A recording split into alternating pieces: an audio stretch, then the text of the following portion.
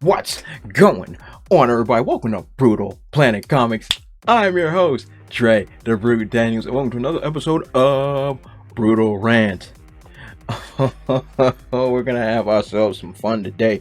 You already seen the thumbnail. We're gonna be talking about the Eternals. It finally dropped on Disney Plus, and now everybody has seen it because, quite frankly, nobody went to the movie theater to see it. That's the bottom line. And off the jump, I'm just gonna be straightforward and honest. I did not like this film. I was bored for 2.5 consecutive hours, which is something I can say I've never experienced during a Marvel film. With all my problems with Marvel movies over the years, one thing I can never say is that they were boring. This one was absolutely boring. I was bored to tears. I just kept looking at my watch. I'm like, oh my god, another hour? Oh my god, another 45 minutes? Because nothing happened of consequence. I was not invested in these characters. I was so bored. Oh my goodness. But we're going to talk a little bit about it. And I'm going to be fair. I'm going to talk about some things that was done very well. And I'm going to talk about some things that could have really fixed this movie. I'm here to help. It might not sound like it at times, but I am here to help. And quick shout out. Thank God I didn't go to the cinema to see this. I would have burned the theater to the ground. Let us begin, shall we? Let's talk about this bloated cast. It's too many of them. 10 characters is way too much to introduce. That's the reality. It's way too many. There's no way you can get invested. There's no way you're going to be able to understand where everybody's coming from. It just doesn't work. I literally was invested in none of these characters. Because one, I didn't know nothing about them at all. Except maybe a quirk here and there. But I didn't know them. I didn't know their likes and dislikes. The only thing that were close to that was Cersei and Icarus's relationship. We can see their love grow and stuff, which was kind of nice. And this is one thing I will compliment on. I think the relationship was done very well, especially when it comes to their dynamic and how they fell in love and stuff. That stuff was kind of cool. And this is one thing I'll give credit. They were able, despite all of this bloated stuff, was actually able to give us a protagonist. Gave us the wrong protagonist, but a protagonist all the same. They gave us Cersei. She was the character whose journey we were following, kind of. But once again, we don't really get to know her. We don't know anything about her except maybe nothing. I can't even guess of like what her personality is. She kind of wants to save the whatever. That's an action. But all these characters, is too many of them. It's way over bloated. They should have cut this stuff in half. Literally cut it in half, 5, 6 tops, because these are all new characters, and you didn't, and they did not give the proper time to introduce them and for us to actually care about their plight. When they started, like when Ajax got killed off screen initially, I didn't care. I felt nothing. When I saw Selma Hayek's lifeless corpse just sitting there. I felt nothing. When Gilgamesh got killed, I guess it was kind of sad because he was sacrificing himself for his friend who has been watching for thousands of years. Yeah, thousands of years. So that was kind of sad, but I didn't feel anything for him. I don't know him. And not to mention, they kept introducing core characters all the way to about the hour and 45 minute mark. I'm like, bruh, it's hour 45 and we're just getting back to see what happened to the speed girl. I don't remember her name. I don't. In fact, I think I may remember half the cast. I think Icarus. Oh my god. Ajax. Oh my god. It said Cersei, Sprite, Gilgamesh. I forgot what the techno sorcery dude is. Whatever. Moving on. There was too many of these. It was just too many of them. Cut half of them down.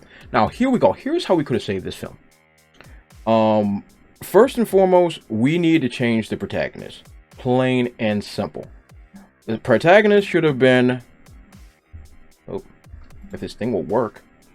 There we go. Kit Harrington, if I'm saying his name right. Yeah, Kit Harrington.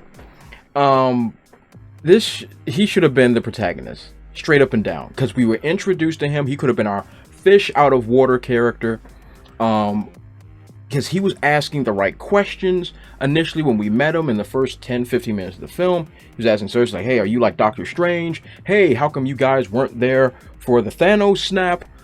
Which is a very valid question, but of course the writers already knew that was going to come up, so they gave us the most garbage answer of all time, that the Celestials gave them specific instructions to not interfere with anything that's going on in the universe unless it's dealing with the Deviants, and we will get to them in a second, which is so mind-blowingly stupid because they actively engaged in interfering with humans over and over and over and over and over and over again throughout thousands of years.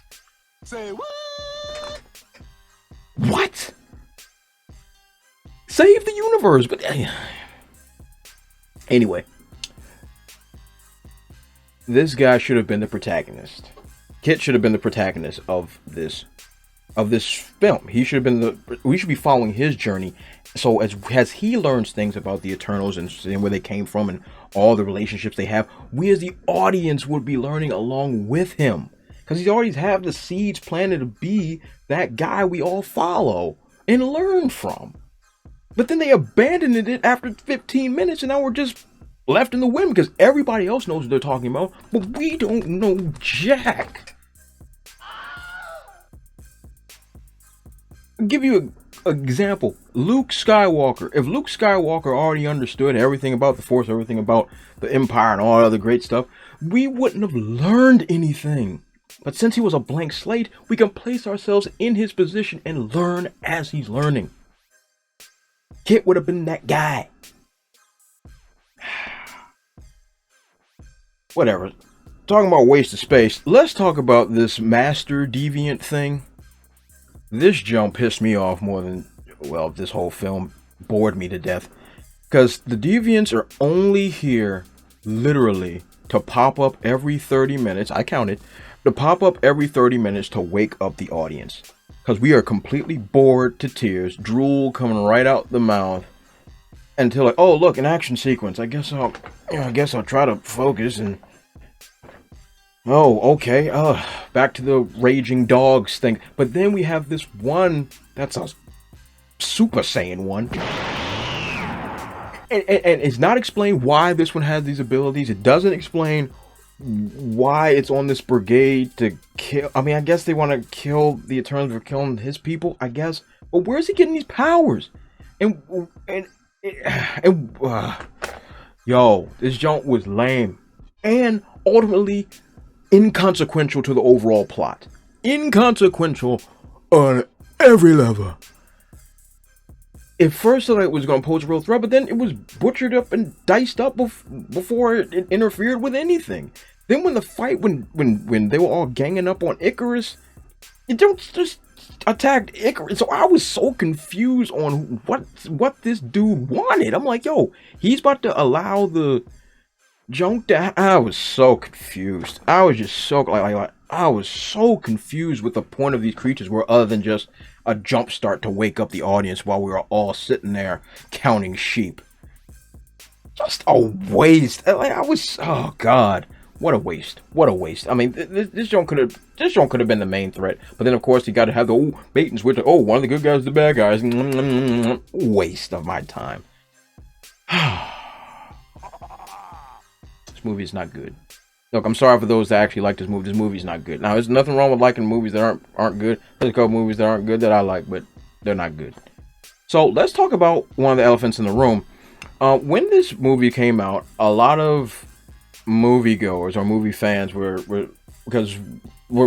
basically making the comparison between Eternals and the Guardians of the Galaxy, saying like, oh, Guardians of the Galaxy are characters that nobody knew about, and now we all love them. Blah, blah, blah, blah, blah. It's going to be the same thing.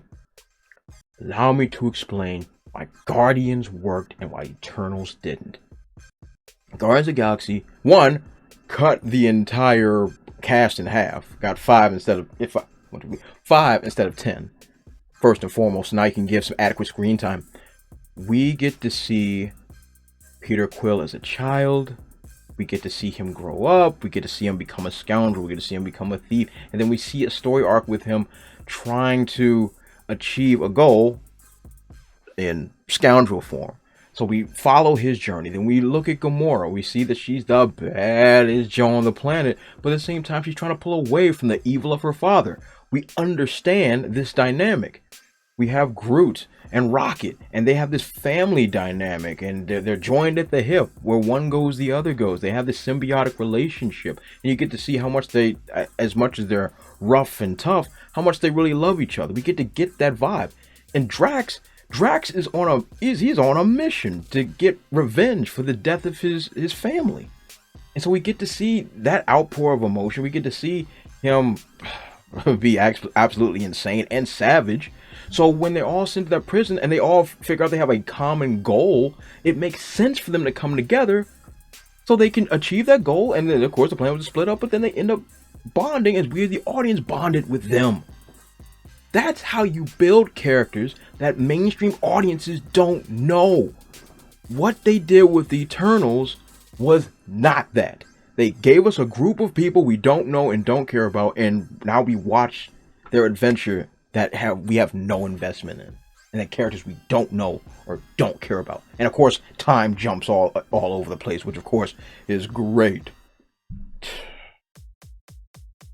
don't like this movie. So overall, I didn't really like this movie at all. I've never been this bored. For those that like it, I mean, good on you. If you found enjoyment in this movie, great. I applaud thee. But this movie was not for me. Like, even some of the action sequences got a little animation rubbery, especially with the flight with Icarus, and not to mention how they killed Icarus off. Spoilers. Have him fly directly into the sun. Whatever, man. So it's weak. That's weak sauce. This movie's weak sauce. And look, I'm pretty sure there's gonna be some fans. Look, if you're fans, go for it. But oh my goodness, how can I forget about Sprite? I gotta mention this before I go.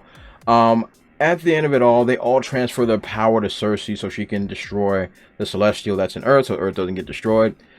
She goes to Cersei. Oh, she goes to Sprite. She's too many of these characters. Sprite is the one that's stuck as a little girl who never got to experience, human life or whatever. So she goes over to her and is like, hey, I still got some of this God Jesus juice. Like, hey, I can make you into a human. My brain went. And I'm like, whoa. And she's like, yeah, I'm going to be human and lose all my powers and my immortality. What is happening? No, the problem isn't that you are, not enjoying the human experience as far as aging and stuff. The problem is you look like a 12-year-old. Just use the Jesus juice to look like you're 20 and everything is cool. Oh my God, how stupid it was, this writing. Christ in heaven. All right, I'm done talking about this. Tell me what you think in the comment section below. Did you guys like this movie? Did y'all like Eternals? Or did you dislike it? Did you hate it as much as I did? I'd love to hear what you guys think. I'd love to hear your opinions. Because I went crazy on Instagram and TikTok. I put 2 reels out, and they're pretty funny, but I was in an emotional state. So if you see them, please just be gentle. So, a little Brutal Planet Comics news. As you all know, Troubled Rhythm Within Part 1 digital is free. A few of you have downloaded it and checked it out, and I've gotten your feedback. I'm so happy that you guys are loving it. For those that haven't checked it out, I'm gonna leave a link in the description section below. Check it out. I love to hear what you guys think. So that's all I got for the day. Follow me on all those dope social media platforms you see over there at TheBrute00 on Twitter, Facebook, Instagram, and TikTok. My TikTok videos, I'm starting to make a few just for fun. And don't forget to like, comment, and subscribe. I'm on the road to 1,000 subs, ladies and gents, so I definitely love your support. So this is all I got for today. You guys have been awesome. I'll catch you all next time. Also, if you want to support my channel, check out spinwiz.com or download the Spinwiz app And check out my comic series, Trouble. It was written with a lot of love, and it was definitely my favorite comic series to write. I've also written it in English and in Spanish, so whatever floats your boat, I got it for you. Thanks again, and check it out.